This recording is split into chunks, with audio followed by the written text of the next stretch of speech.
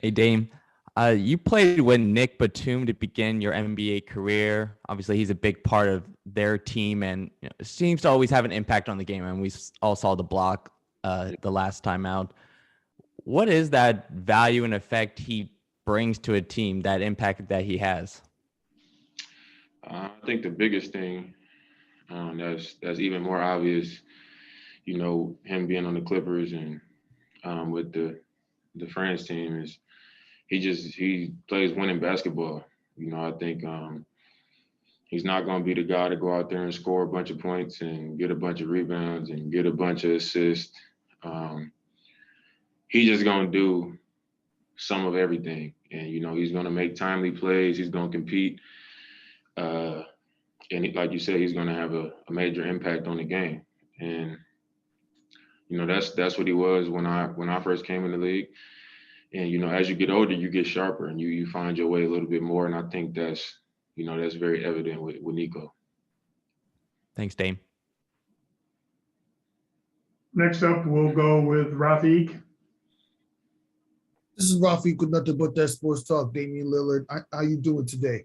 Good. How you doing, man? Doing all right. I just want to ask you, how does it feel to experience everything that you experienced throughout this Olympic run to the gold medal game? I mean, it's been a great experience. Obviously, we put a completely different team together this season. Some of us were coming off the playoffs and still trying to get in shape, and also trying to become a unit instead of a bunch of talented individuals. And that process was fun as well. Just getting to know guys better as teammates and spending more of our time around them. And there was some growing pains. We lost the first two games. We lost our first game here. But I think, we showed our character as a group by, just being resilient, not listening to the noise and continuing to pursue what we came here for. And now we find ourselves, right here with a chance to do it. And, I think it's made this experience that much more fun.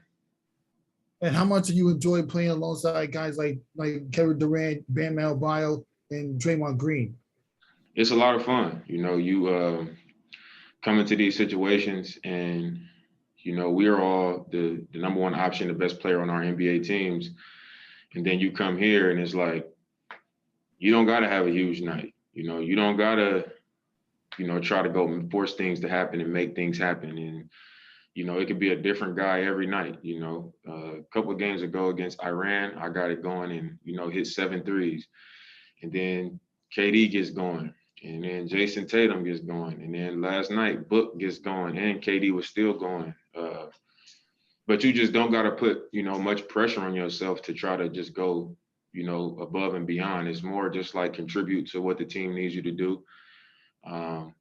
And just do whatever needs to happen for us to win games. I think that's been the most fun thing for me because, we coming off the bubble straight into another season and then straight into this. So, we need each other. And, it's been a good feeling to be a part of a team where you're in that situation where you can just, try to do whatever to win. And it's going to be a different guy each night.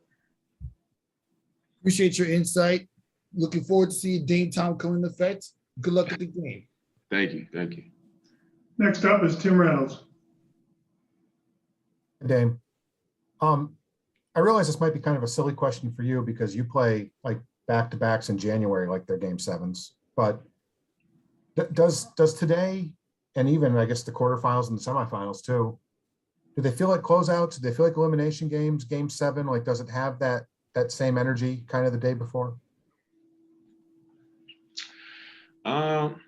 It's weird because it don't really have that feeling. I think in the NBA season, when you face an elimination, it's like, man, it's been 6 months of this grind. We've put all of our time into this, and it's like, if we don't win this game, everything that we put into this NBA season pretty much goes down the drain. And I think it's similar because an elimination game is an elimination game where you fall short of your goal. But I think here, because it hasn't been as long, it hasn't been as much time invested into it as far as like the season or the pool play. It just doesn't have that feel. Like, it still feels early. And no matter what happens, tomorrow's the end of this team's run with Pop. Well, this team's run period, but especially your time with Pop. And I know what he means to the game and what, how you guys have all spoken about him many, many times over these last 5 weeks. But is there going to be one moment or one specific thing that you take away from your time with him, whether it was something he said, something he did, big or small? Like, I guess what's your Pop takeaway from all this? My biggest takeaway is just seeing him on the daily. He's unapologetically him, whether that's him saying a random joke or him getting on guys and, yelling and challenging the team. Just him easy going. Every morning when I go into the breakfast room, he walk by, he pat me on the back, he say what's up, he asks how my kids and my family are. It's really special to have a guy who's that important to the game of basketball come into a room full of, star players, and the conversation is always about things that are bigger than just the game of basketball. He makes sure that we don't lose sight of, the most important things in life, instead of just him coming in saying, hey, only focus on winning the gold medal. This is end all be all. Don't think about nothing else. I think he almost does the opposite. Like, we got to stay focused and do what we got to do. And, we're here for, we represent a lot of people, but his message is, so much more broad and about so many other things outside of just basketball. Thanks, Dave. Good luck tomorrow. Thank you. We'll go now to Chris Sheridan. Good morning from New York, Damian, and congratulations on making the gold medal game. It's been fun to watch. I wanted to take your temperature sort of on the what's going on with the Portland Trailblazers in the offseason. Adding Chauncey Billups as the coach and adding Cody Zeller and Tony Snell, Michael Beasley, Kenneth Faried, and Emmanuel Mudiay are on the Summer League team, and Norman Powell was re-signed, but Enes Kanter and Carmelo Anthony have left. What's kind of your level of satisfaction with what the Blazers have done in the offseason thus far? Honestly, I haven't really dove too deep into it. I've just been focusing on here. It's a lot of things that are out of my control. When you go into free agency and things like this, you never know what's going to happen. You never know where guys are going to end up and why they go there. You just try to, have conversations and convince guys to, be a part of our team. And obviously, this go round, we didn't, we wasn't able to go out there and just get, some of the guys that we would have liked. And, you go down the list and you go through the guys that you like that are out there that haven't committed to another team or that was a part of your plans in free agency, and you get the ones that that want to be a part of what you're doing. And I think that's what we did. Thank you. Again, I'll remind everybody, the questions tonight are about USA basketball, the Olympic team, or the Olympics. Thank you for staying to those subjects. All right, Next, Craig. Dwayne Wankin. Thank you. Damian, you mentioned Devin earlier, and I just brings my mind to when you vouched for him to be an all-star a couple years ago. And when you look at him now and maybe how he's grown and developed, what stands out to you, and maybe how happy are you for him that he went from that to now being considered, one of the better players, not only in the league, but that way he's played in the Olympics in the world? I'm really happy for him. Obviously I'm a guy that I just watch basketball during the season. I just watch game after game after game on League Pass and things like that. So I saw a lot of him. He's one of my favorite players to watch. And sometimes we would even have side conversations because they had never played in the playoffs, and I would just try to encourage him, and to try to be something positive in his ear, because everybody on the outside is going to say y'all losing and all these things. And it's a bad feeling. So to see him continue to grow and come out of that few years of struggle and grow as a player, and his team grow as well, you got to be happy for a guy like that, for him to stay down when all those things were happening. And then, you know, they have a great run in the bubble and they come back this season and put a really good team together. And, you know, he finds himself 2 games away from his first ring. So, you know, then he comes straight from that to here, you know, which also shows a lot of character. You know, he made a commitment and he stayed true to it regardless of what the outcome was. And, you know, he's come here and had a major impact on, you know, us being in this game tomorrow. Quick follow, Damian. You've played in so many huge games, but how do you approach this? I know you were talking about Pop and him, how he views viewing the games, but like, how are you approaching this mentally? Because you've been in so many big games, but it's kind of like a game, like an elimination, but then it's not. I mean, I guess eliminating all that. How do you approach a game like this, or what's your approach going to be for a game like this? I mean, I think what you said, you know, I've been in so many big games in my career that I think you got to lean on that experience, you know, and you just focus on the preparation. You know, today I got some good work in after we did our walkthrough in practice and got a good sweat in. Got in the cold tub and we'll get in my Normatec and, you know, hydrate, get some rest, get some sleep. It's an earlier game tomorrow. And that's the biggest thing, I think, for guys that have done it for a long time and have played in big games. It's all about the preparation so that you feel as good as you can possibly feel and you as clear as you can possibly be going into it, because everything else is taken care of. You know, this is what we do.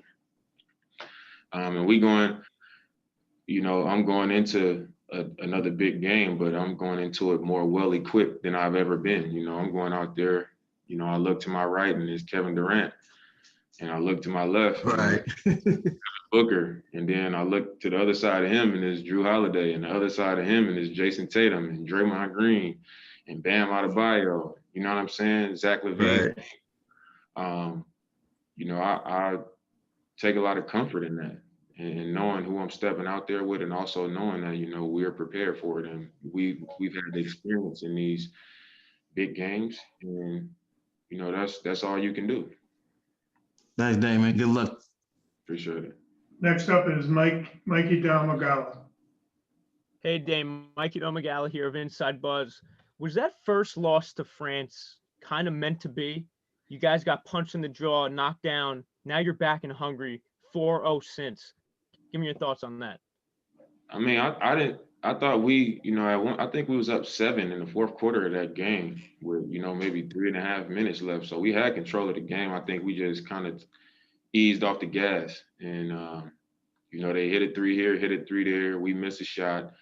They come down, they take the lead, you know, and we end up in a back and forth game to where, you know, if 1 or 2 bounces don't go your way, you end up with the result that we ended up with because, you know, we messed around with the game.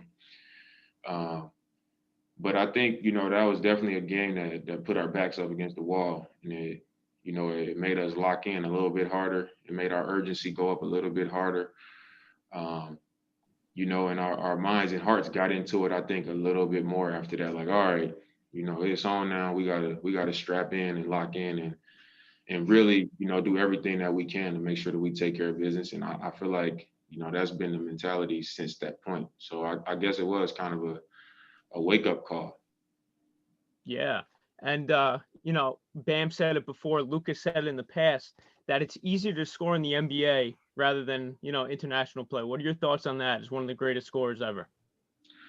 I can see why. You know, a lot of the best scorers in the NBA, they score from 3 and they get to the rim and they get fouled. And in FIBA, you know, there's not as many foul calls. You know, you're going to get away with a lot more. It's more physical. And there's also no defense with 3 seconds. So the paint is usually more crowded. So, you know, forcing it into the paint is usually just playing into a crowd.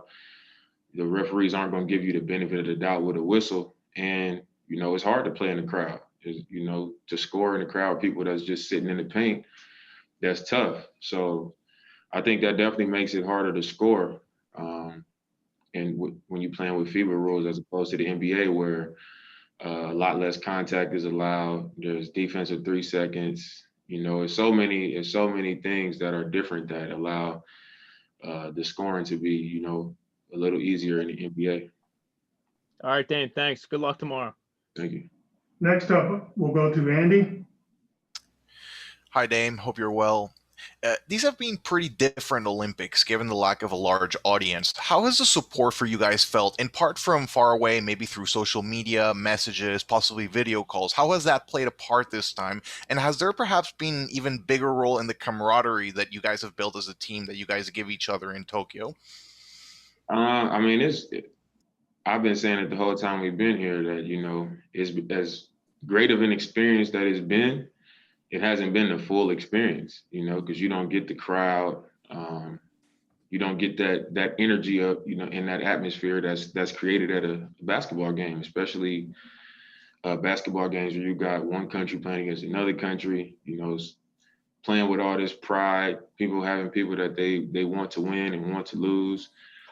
You kind of miss out on that. Even in the opening ceremonies, we walk out in this big stadium and, there's so many people working and so many people that's, making this event happen, but there's no people in the crowd. And it's like, man, this would be so crazy if it was people, because this is the biggest stadium I've ever seen in my life, So I can only imagine what that experience would have been like.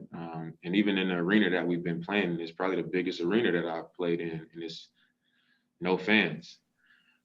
So we've definitely had to create our own energy, cheering on the bench, making sure that we communicating loud and communicating often, and staying in each other's ear and keeping each other hyped up and in the moment. And, that's been a process as well. But I think, right now we're at that point where like we've started rolling, we cheering each other on, we creating our own energy and feeling good about what we're doing on the floor. Thank you, Dame, and good luck tomorrow. We've got time for 3 more questions. Go ahead, Josh Coyne. Hi, Dame. Josh Coyne of Double Clutch UK. I spoke to Bam about this already, but beyond Pop, you're working with a large group of high-level coaches from day to day. Could you tell us about your experience working with the coaching staff? It's been really cool. I've played my whole career for one coach, Terry Stotts, and those 9 years was a great 9 years. We had a great relationship. I thought we got along really well. We experienced a lot of success together, and that was a relationship that I cherished. I wanted it to last forever. That was my guy. So just being here and having a experience of being around other top level coaches like Pop, he's Pop. I don't need to go into that, but being around him and being coached by him, being around Steve Kerr, even Lloyd Pierce, who's been a head coach in the league, been around a long time. I met LP when I was 16 years old. Jay Wright, who's a Hall of Fame coach, a lot of success in Villanova and so many more, Ime Udoka. It's just been great, even side conversations with Jeff Van Gundy. I feel like I've had probably the most conversations with Jeff Van Gundy, just, on the side basket. We worked out today, me and him. But just to my point, having one coach for 9 years, I've never experienced, another coach's thoughts or how they do things or what they see and how they go about just being a coach. So to be here and to be around so many high level coaches and to see their way as opposed to what I've become accustomed to has been pretty cool. And a quick follow-up on a different subject. Are there any Olympics-related lyrics on the new album, or was the production process already finished by the time you made it to Tokyo? It was about done before I came here. It was in its finishing stages. So I mean, I didn't reference nothing, but it might be something coming from this, though. I can tell you that, and it's definitely worth looking out for. Good luck. Appreciate it. We'll do 2 more questions. Brian Colbert. Hey, Dane, what's going on, man? You spoke earlier about these huge moments that you've been in, but you're about to play for a gold medal in the Olympics in Tokyo. When do you get a chance to reflect on these moments? Is it before the game? Is it post game? Is it during the game? When do you have those moments where you're like, damn, I'm in the Olympics? I think that's part of my problem. there's a lot of things I've done in my life, where it's like, it takes me so long to look back and I'm just like, damn, that actually happened, like I did that. And, I think I was in the league 5 or 6 years before I just really had a flashback, and I just thought about everything that took place the week of the draft. I had like 50 family members come out to New York. When I got my name called, I had like 50 family members up in the crowd, and I like looked up there and everybody was like losing their mind because we really come from the neighborhood. But I was just so like, man, I made it. I got to keep working hard. I'm trying to, not be in the G League. I was just so focused on the next thing and the next step that I didn't fully appreciate it in that moment. And from that point on, I just kept moving forward. And I finally looked back and was like, man, I actually got drafted to the NBA. I actually did this. I actually did that. So like right now, I'm just going into it like it's the gold medal game. Like this is what we came here for. We got to go out here and take care of business. And then I feel like, because it's something that everybody doesn't get the opportunity to do just because you make it to the NBA. I feel like when I get home, maybe as the summer goes by and I'm holding the gold medal, I might look back like, man, you look at the Dream Team and Dream Team 2 and 3 and all that, and then the Redeem Team and so many people that like accomplished this.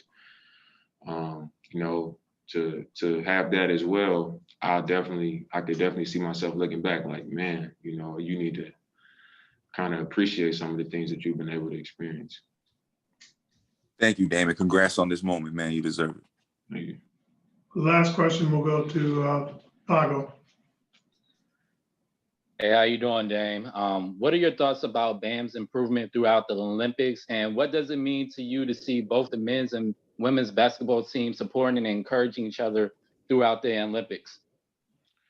I think Bam, from when we got here, he was on the same page that we was all on. Nobody wanted to really try to do too much. And, I think it made it harder for us because everybody was just making the one extra play that didn't need to be made. And then it was like, we got to be aggressive. And then we was doing the opposite, maybe a little bit too far in the opposite direction. But I think Bam has, just kind of found his place on this team, where it's like set screens, you roll. If nobody's there, you got to go dunk the ball, but you got to be able to make plays because we got shooters out there. And in FIBA, they like to hug the paint. So they're going to be collapsing on the ball. And, he's a good passer, so you got to see the next play. And I think he's figured that out because he's getting it out quicker and quicker. He's also realizing, how effective he can be on the glass defensively and offensively. Last game, he got us so many extra possessions, which was big in that game because we was down. And I think he's just figured out, like, not just who am I as a player, but like what player and what things can I do to be most effective on this team specifically. And he's figured it out pretty quick, so that's impressive for, a younger player, for him to be one of the younger players on the team. So I'm super, super proud of him for that. And what was the second question? What does it mean to you to see that both the men's and women's basketball team are supporting each other throughout the Olympics? It's real cool. That's been one of my favorite things about this experience and being in Tokyo, because we spend so much time around each other, just watching other games, watching other sports, playing cards, listening to music. We've been around each other a lot. We share a lounge and we up there pretty much every day together, from both teams. So us going to their games, we watch them, we come back to the hotel, everybody eat, we upstairs, chilling, and we talking about the games, we talking about our seasons and our careers and, just all these things. It's been cool to bond with the women's team and also be supporting them. So, the fact that we've both been cheering each other on and we kind of moving forward and progressing into this gold medal game, it's pretty cool.